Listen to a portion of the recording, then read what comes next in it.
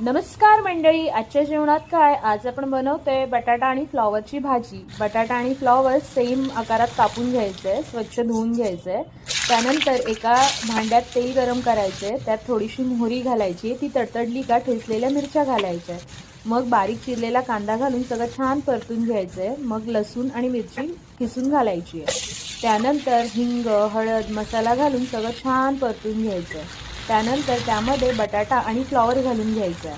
मग आपला बारीक चिरलेला टोमॅटो घालायचा आणि पुन्हा सगळं छान परतून घ्यायचंय। मग चवीनुसार मीठ घालायचंय आणि एक वाफ काढायची आहे। त्यानंतर त्यामध्ये थोडंसं सुकं खोबरं घालायचंय आणि थोडासा गरम मसाला घालायचा आहे। पुन्हा एकदा एक वाफ काढायची आहे। मग वरून कोथिंबीर शिवरायची आहे। तयार आहे आपली रेसिपी। तर कशी वाटली रेसिपी नक्की कळवा। आवडल्यास चॅनलला लाईक, शेअर, सबस्क्राईब करायला विसरू नका। हिवाळ्यात छान नवीन भाज्या आल्यात तर ट्राय करायला विसरू